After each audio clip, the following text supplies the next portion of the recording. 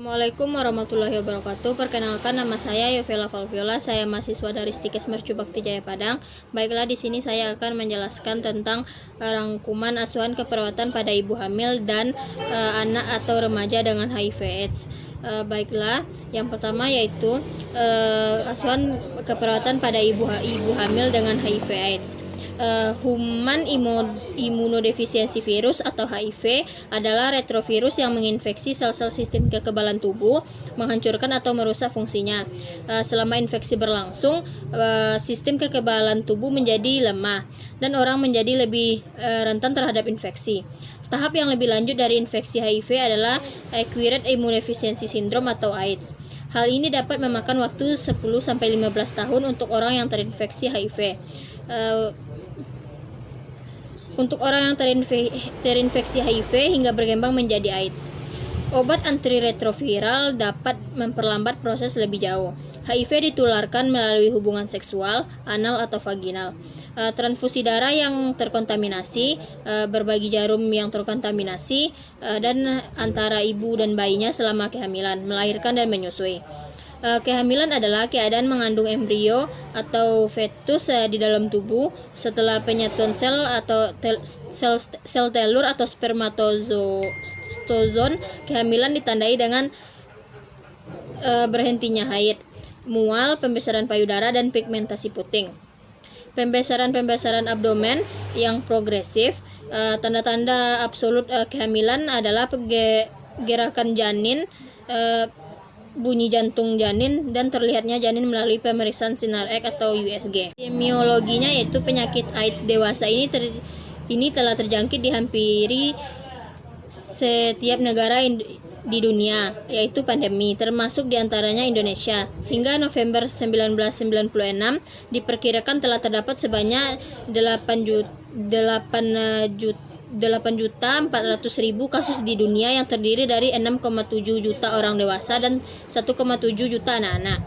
Di Indonesia, berdasarkan data-data yang bersumber dari Direktorat Jenderal P2M dan PLP Departemen Kesehatan Republik Indonesia sampai dengan 1 Mei 1998, jumlah penderita HIV/AIDS sebanyak 685 orang yang dilaporkan oleh 23 provinsi di Indonesia. Sampai saat ini, obat dan vaksin yang diharapkan dapat membantu memecahkan masalah penanggulangan HIV/AIDS belum ditemukan. Salah satu alternatif dalam upaya menanggulangi problematik jumlah penderita yang terus meningkat adalah upaya pencegahan yang dilakukan semua pihak yang mengharuskan kita untuk tidak terlibat dalam lingkungan transmisi yang dapat memungkinkan terserang HIV/AIDS. Untuk etiologinya yaitu penyebab AIDS adalah sejenis virus yang tergolong retrovirus yang disebut Human Immunodeficiency Virus atau HIV. Penularan virus HIV atau AIDS terjadi beberapa hal, diantaranya itu penularan melalui darah, penularan melalui hubungan seks atau pelecehan seksual, hubungan seksual yang berganti-ganti pasangan, perempuan yang menggunakan OB atau perempuan yang menggunakan obat bius injeksi atau BE atau bius injeksi, dan bergantian memakai alat suntik.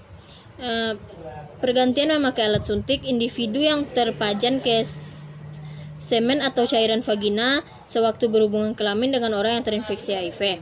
Orang yang melakukan transfusi darah dengan orang yang terinfeksi HIV berarti setiap orang yang terpajan darah yang tercemar melalui transfusi atau jarum suntik yang terkontaminasi, menurut WHO tahun 2003. Human Immunodeficiency Virus atau HIV adalah sejenis retrovirus RNA dalam bentuknya yang asli merupakan partikel yang inert, tidak dapat berkembang atau melukai sampai ia masuk ke dalam sel target.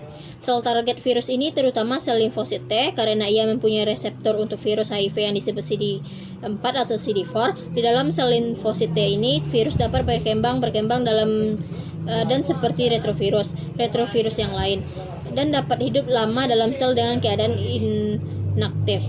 Walaupun demikian, virus yang dalam tubuh pengidap HIV selalu dianggap infektius yang setiap saat dapat adaptif dan dapat ditularkan selama hidup penderita tersebut.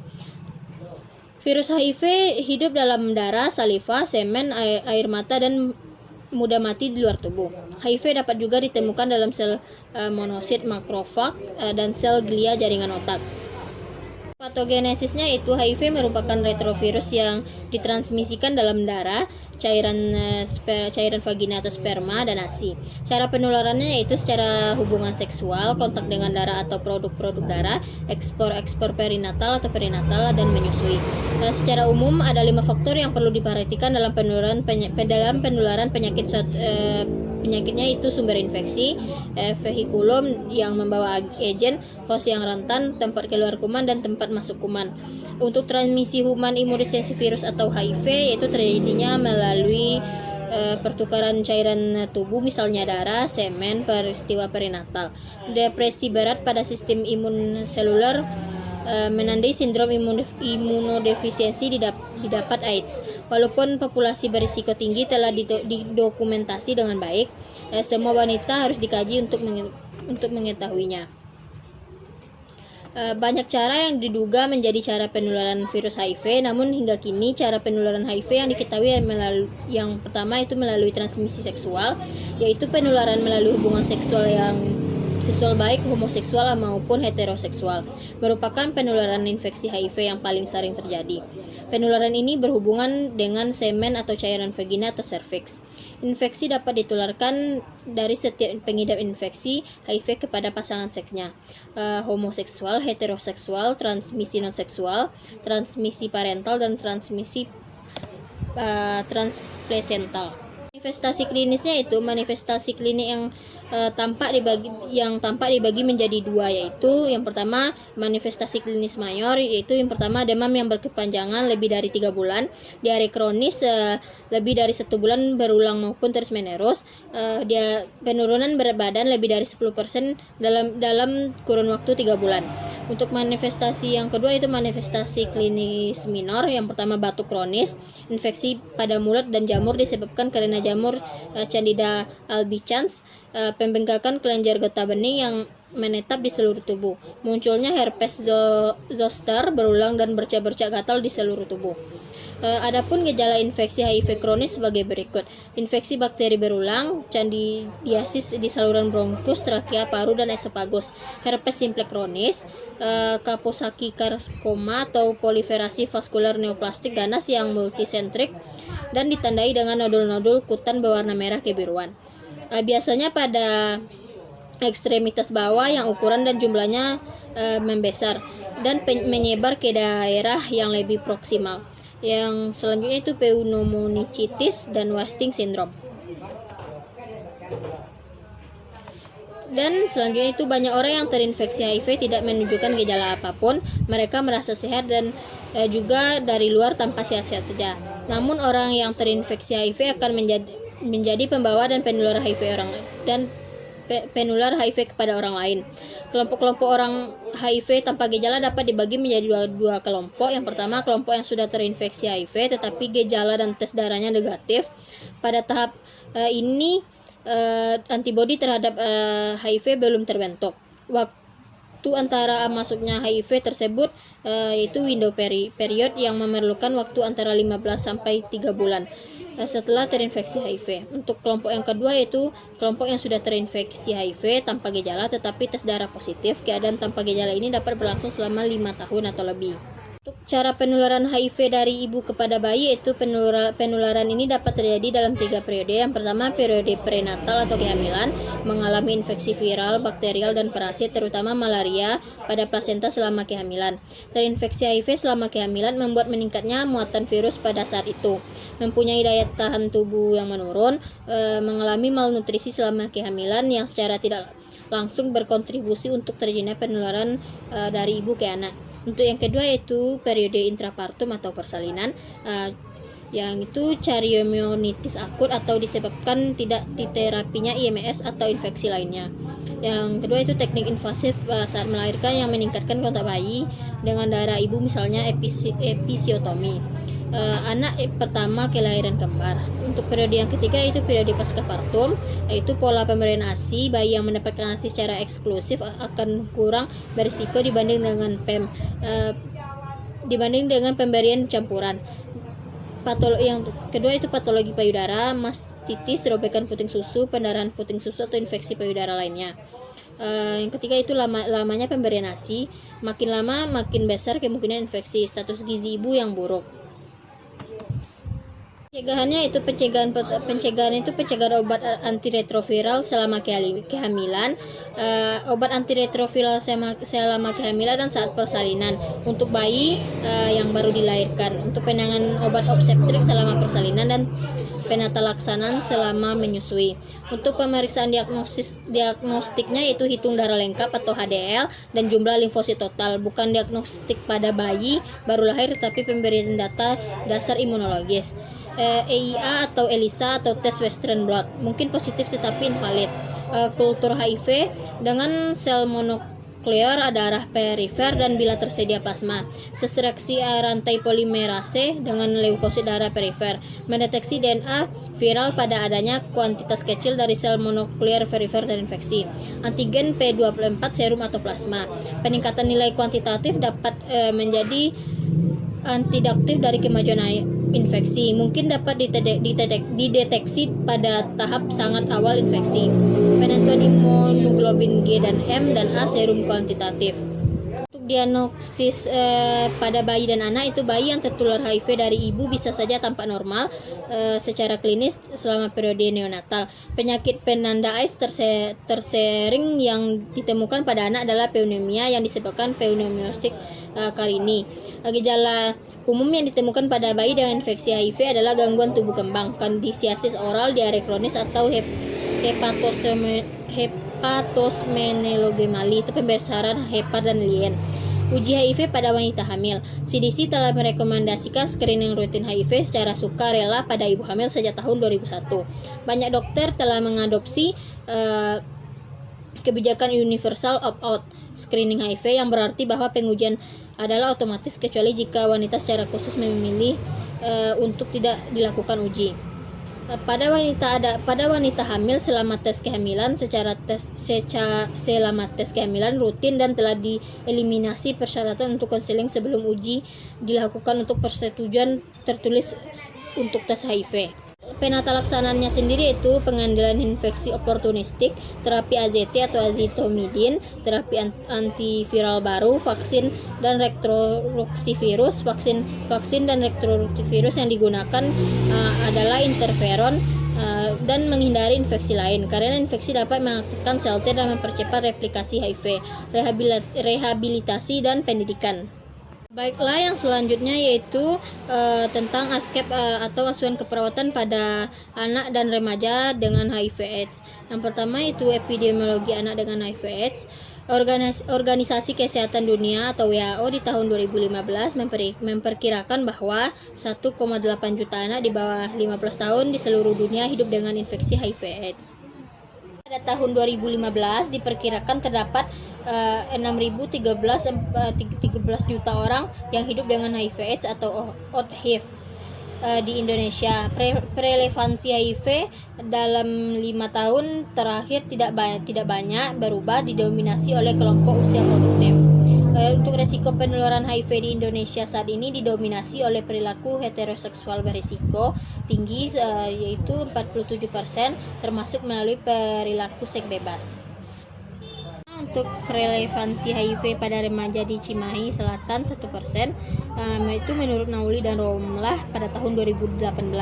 Yang kedua itu berdasarkan hasil penelitian Nauli dan Romlah pada tahun 2018, penularan HIV pada remaja disebabkan oleh usia. Misalnya usia 18 rentan terinfeksi karena rasa ingin tahu yang besar. Yang kedua pendidikan, pengetahuan tentang penyebab gejala dan cara penularan dan pencegahan. Yang ketiga itu gaya hidup seperti aktivitas seksual, tato, tindik, dan narkoba. Selanjutnya itu rute utama infeksi HIV pada anak-anak adalah penularan dari ibu ke anak yang terjadi selama kehamilan atau intrauterin dan saat melahirkan atau intrapartum dan melalui menyusui atau postpartum. Rute infeksi HIV pada remaja sendiri yaitu hubungan seks tidak aman didapat data pada tahun 2011 yaitu heteroseksual sebanyak 76,3% dan menggunakan jarum suntik yang tidak steril bergantian pada tahun 2011 penggunaan narkoba jarum suntik sebanyak 16,3% dan hubungan seks lelaki sesama lelaki pada tahun 2011 yaitu LSE sebanyak 2,2%. Penilaian atau tata laksanaan awal yaitu kapan kita memikirkan HIV. Tenaga kesehatan memerlukan cara untuk melakukan temuan kasus atau case finding, akan tetapi masalah terbesar adalah menentukan jenis kasus yang memerlukan prosedur diagnostik HIV dan memilih cara diagnostik yang perlu dilakukan. Seperti bayi dan anak memerlukan tes HIV bila anak sakit, jenis penyakit yang berhubungan dengan HIV seperti TB atau mendapat OAT berulang, malnutrisi atau pneumonia berulang, dan diare kronis yang berulang. Yang kedua itu bayi yang lahir dari ibu yang terinfeksi HIV dan sudah mendapatkan perlakuan pencegahan penularan dari ibu ke anak. Untuk mengetahui status bayi atau anak kandung dari ibu yang diagnostik terinfeksi HIV pada umur berapa saja. Untuk mengetahui status seorang anak setelah satu saudara kandungnya terdiagnostik HIV atau salah satu atau kedua orang tua yang meninggal oleh sebab itu diketahui tetapi masih mungkin karena HIV. Terpajan atau potensial terkena infeksi HIV melalui jarum suntik yang terkontaminasi, menerima transfusi berulang, dan sebab lain. Anak yang mengalami kekerasan seksual. Untuk melakukan tes HIV pada anak diperlukan izin dari orang tua atau wali yang memiliki hak hukum atas anak tersebut, contoh nenek, kakek atau orang tua asuh, bila orang tua kandung meninggal ataupun tidak ada. Diagnosis infeksi HIV pada anak sendiri itu yang pertama uji virologis, yaitu untuk menegakkan diagnosis klinik merekomendasikan untuk anak berumur kurang lebih 18 bulan. Bayi yang diketahui terpajan HIV sejak lahir dianjurkan untuk diperiksa dengan uji virologis pada umur 4-6 minggu atau waktu tercepat yang mampu pelaksana sesudahnya. Bila hasil virologi pertama positif, maka beri ARV dan dilakukan pemeriksaan kedua. Untuk yang kedua itu uji serologi pada anak umur kurang lebih 18 bulan digunakan sebagai uji untuk menentukan ada tidaknya pajanan HIV. Umur lebih dari 18 bulan digunakan sebagai uji diagnosis konfirmasi. Anak umur kurang lebih 18 bulan tanpa sehat dan belum uji virologi dianjurkan untuk dilakukan uji serologi pada umur 19 bulan bila positif. Harus diikuti uji virologi mengidentifikasi kasus yang perlu terapi ARV.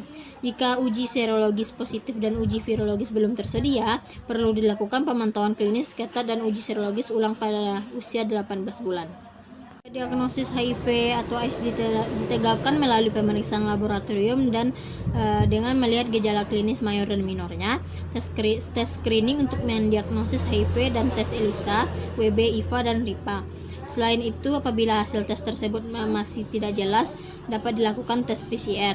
Pemeriksaan laboratorium untuk mengetahui tingkat kerusakan kekebalan tubuh dengan mengetahui limfosit CD4-nya.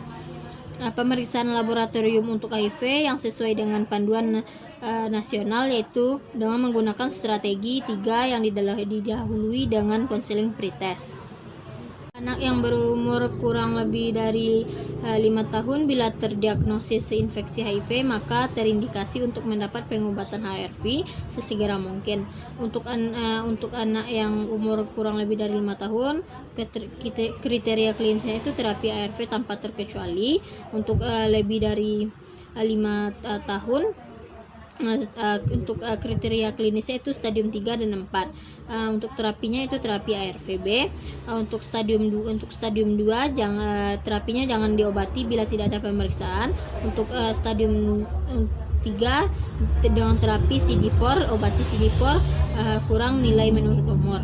Untuk tata laksana terhadap infeksi oportunistik yang terjadi harus didahulukan meskipun tidak menjadi dasar untuk pemberian ARV. Bila memungkinkan dilakukan pemeriksaan CD4 untuk pemantauan hasil pengobatan. bayi yang berumur kurang dari 18 bulan yang didiagnosis terinfeksi HIV dengan cara presumtif harus segera mendapatkan terapi ARV. Konfirmasi HIV dapat dilakukan seperti PCR DNA, iya atau tidak terdiagnosis HIV, atau bila negatif ARV dihentikan. HIV sendiri pada anak dan remaja itu, untuk persiapannya itu melalui pemberian ARV bukan suatu keadaan gawat darurat, namun setelah ARV dimulai, obat ARV harus diberikan tepat waktu setiap hari. Ketidakpatuhan berobat merupakan alasan utama kegagalan pengobatan. Melalui pemberian ARV pada saat anak atau orang tua belum siap dapat mengakibatkan kepatuhan yang buruk dan resistensi ARV. Pengetahuan respon terhadap ARV sendiri itu dilakukan pada 6 bulan pertama pemakaian ARV. Ada tidaknya perbaikan klinis, eksaserbasi infeksi subklinis yang selama ini sudah ada seperti contohnya TB paru, toksisitas obat atau immunorestitution syndrome atau IRIS. Untuk asuhan keperawatan pada anak dan remaja dengan HIV/AIDS sendiri, yaitu yang pertama pengkajian. Yang pertama, data subjektif meliputi demam dan diare berkepanjangan, pengetahuan pasien atau keluarga tentang AIDS, data nutrisi, intake dan makan, adanya penurunan berat badan, keluhan pada sistem respirasi seperti takipnea, batuk, dyspnea, dan hipoksia. Ketidaknyamanan kita kaji PQRST-nya. Riwayat penyakit sekarang seperti berat badan, tinggi badan yang tidak naik, diare lebih dari 1 bulan, demam yang berkepanjangan lebih dari 1 bulan, mulut dan faring yang dijumpai bercak-bercak putih, limfodenopati yang menyeluruh, infeksi berulang atau OM dan faringitis, batuk yang menetap atau lebih dari 1 bulan, dermatitis yang menyeluruh.